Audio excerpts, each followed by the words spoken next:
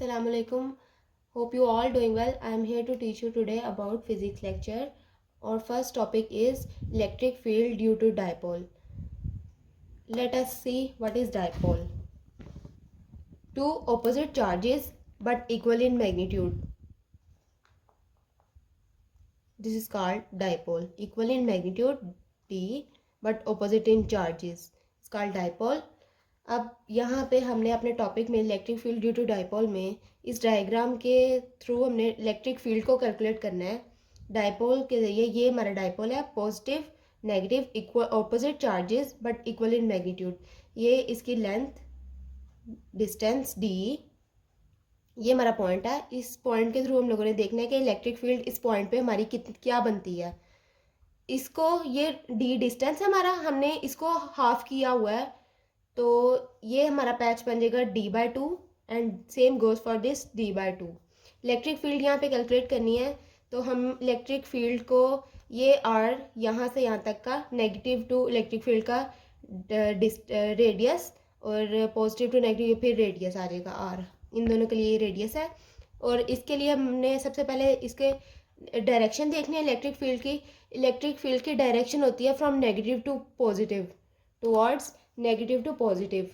अब हमने इसको इलेक्ट्रिक फील्ड को कैलकुलेट करने के लिए इसकी डायरेक्शन देखेंगे। डायरेक्शन नेगेटिव टू ये E minus E and then this plus E.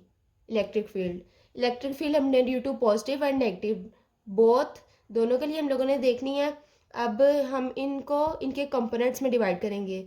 Positive के लिए इसके कंपोनेंट्स में डिवाइड करेंगे और नेगेटिव के लिए।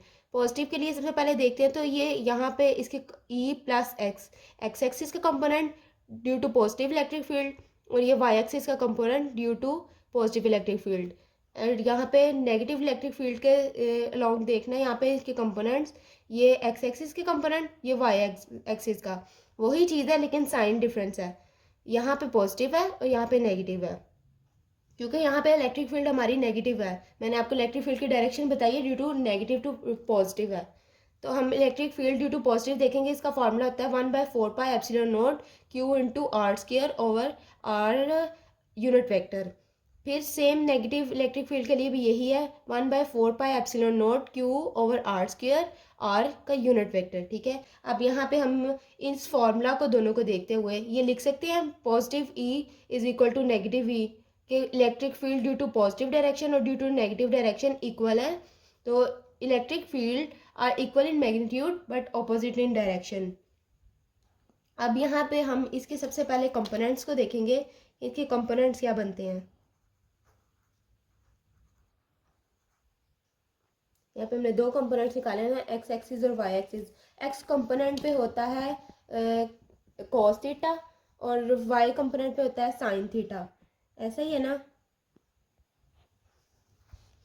अब यहाँ पे ये ई की direction E minus X is equal to E cos of theta negative का साइन, और ई पॉजिटिव पे भी दोनों के लिए हम लोगों ने देखना है ना, तो ई कॉज ऑफ थीटा पॉजिटिव के लिए। अब यहाँ पे ई माइनस वाई के लिए मैंने आपको बताया कि साइन थीटा आता है, ई माइनस साइन थीटा। पॉजिटिव के लिए वाई के देखना है तो ई प्लस साइन थीटा। ठीक है, ये इसके कंपोनेंट्स हैं। अब इन कंपोनेंट को देख लेते हुए हमने इनका कंपोनेंट निकालना है।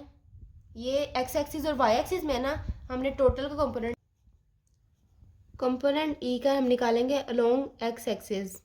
ठीक है, पहले हमें एक्स एक्सिस और वाई एक्सिस को देखा है टोटल। अब इनका एक्स एक्सिस के अलोंग निकालेंगे, पॉजिटिव डायरेक्शन भी है नेगेटिव डायरेक्शन भी है ना, ई minus X plus E minus x. ठीक है, अब यहाँ पे ई एक्स किसके इक्वल आएगा, यहाँ पे हमने ये लिया हुआ था ना E negative cos of theta plus E minus cos of theta.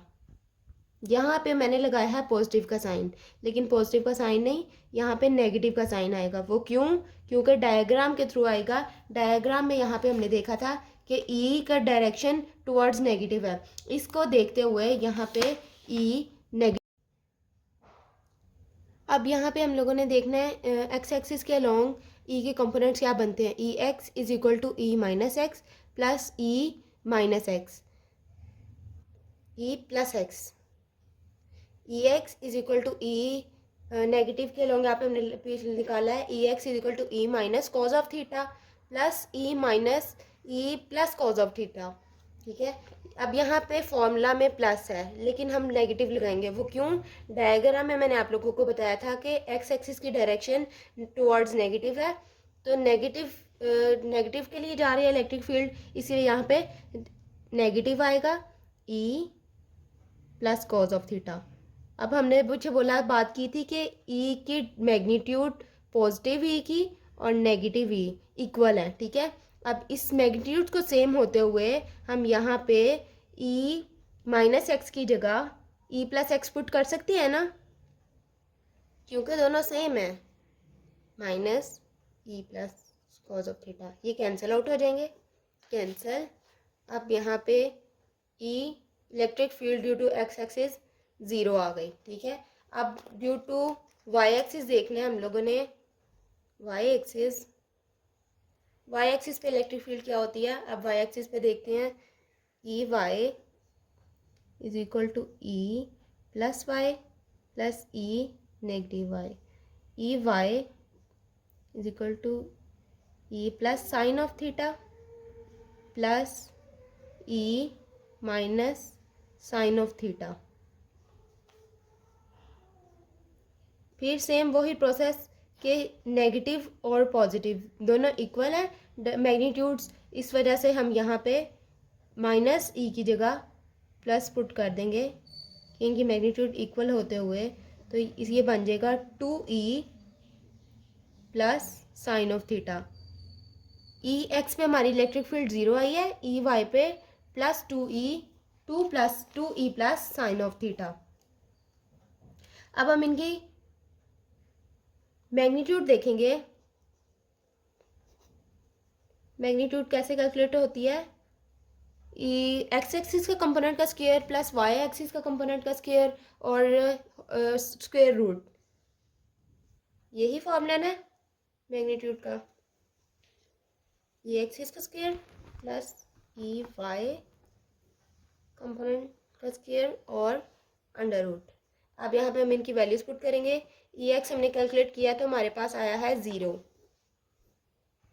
का square plus 2e sine of theta का स्क्वायर, स्क्वायर अंडर रूट के साथ कैंसिल हो जाएगा, ये तो वैसे ही 0 है। नेक्स्ट स्टेप में हमको लोग कर लेते हैं 2e साइन ऑफ थीटा और स्क्वायर, ये स्क्वायर अंडर रूट के साथ कैंसिल हो गया तो हमारे पास आ गया 2e sine of theta positive. अब ई पॉजिटिव का फॉर्मूला हमने स्टार्ट में देखा था, यहाँ पे हम वो ई पुट कर देंगे 1/4 pi epsilon naught Q over R square और साइन थीटा ऐसे ही आ जाएगा। अब साइन थीटा, स्टॉप करो, नेक्स्ट पेज पे जाना। अब ठीक है,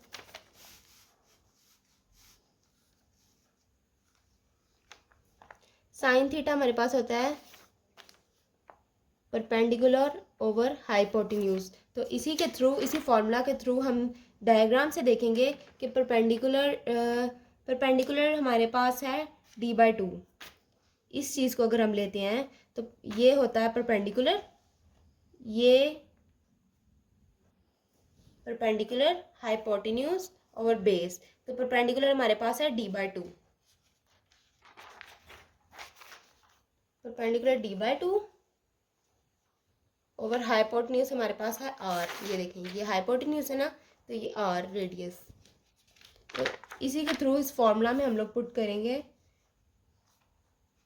2/4 1/4 pi epsilon naught Q over r square sine of theta. अब साइन थीटा की यहाँ पर जो हमने वैल्यू निकाली है वो पुट करेंगे फॉर्मूला में, 1/4 pi epsilon naught Q over r square, sine theta है d/2 r।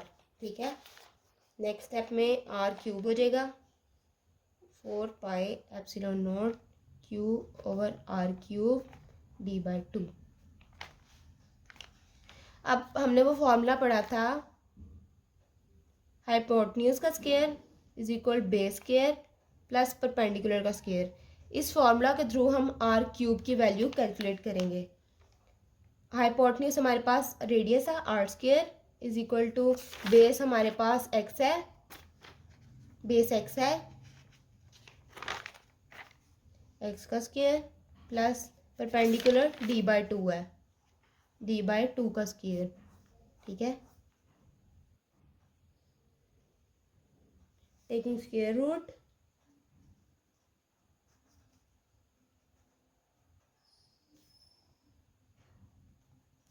Taking square root on both sides. Square root लेंगे तो स्क्वायर हमारे पास कैंसिल हो जाएगा, X square D by two का स्क्वायर। स्क्वायर रूट की हमारे पास वैल्यू होती है 1/2, तो हम इस तरह लिख सकते हैं स्क्वायर रूट को 1/2 की फॉर्म में।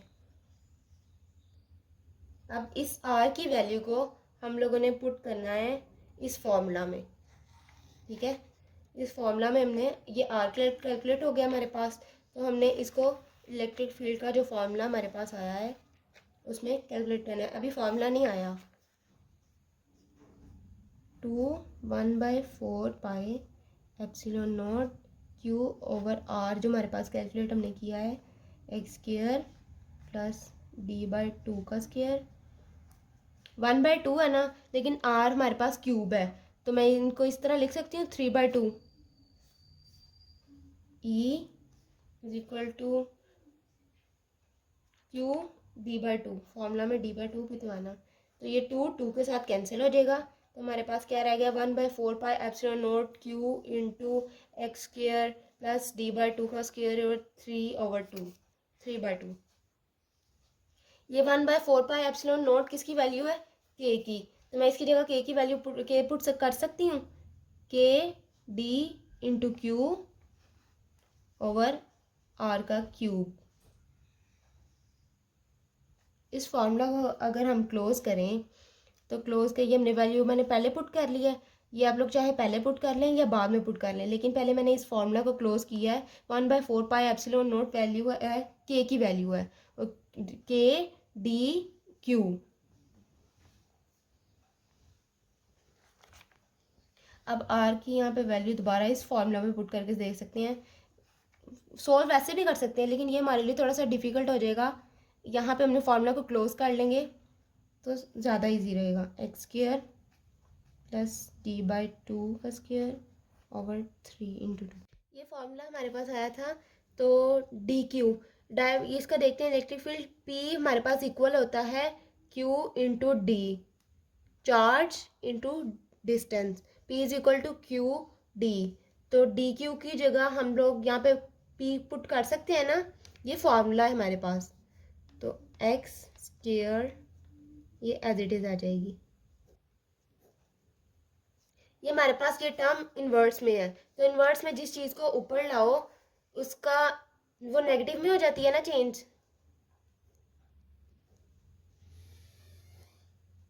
ये नेगेटिव में चेंज हो जाती है ना, तो ये देखिए हमारे पास -3/2 आ गई, ये इन्वर्स में थी। हम इसको ऊपर लेके जाएं जिस चीज़ को, तो ये वो नेगेटिव में चेंज हो जाती है।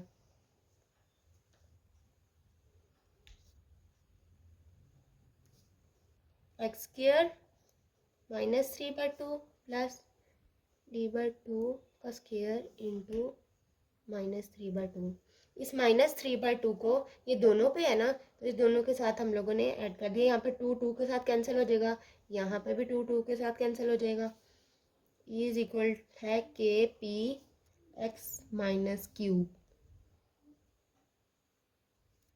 Plus D by to -3/2।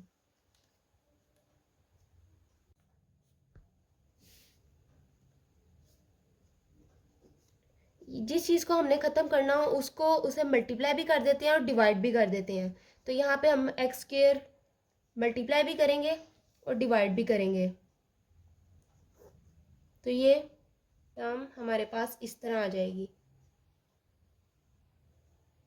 ये -3 इसमें -3/2 इज इक्वल टू के पी।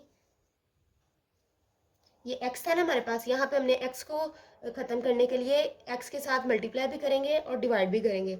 x को कॉमन ले लेंगे तो हमारे पास आ जाएगा 1 + b/2x b square over 2x का स्क्वायर, 2x का 4 बन जाएगा, b स्क्वायर 2x का 2x स्क्वायर 4 बन जाएगा हमारे पास, -3 × 2 इज इक्वल है के P x cube 1 - 3/2 D square और 4x स्क्वायर।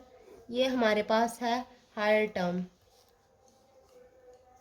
हायर टर्म को हम हमेशा निगलेक्ट करते हैं और कांस्टेंट की वैल्यू, ये हमारे पास electric field due to dipole का आंसर आ गया है। That's all for today. Do let me know in the comment section below if you have any query or question related to this topic. Allah Hafiz.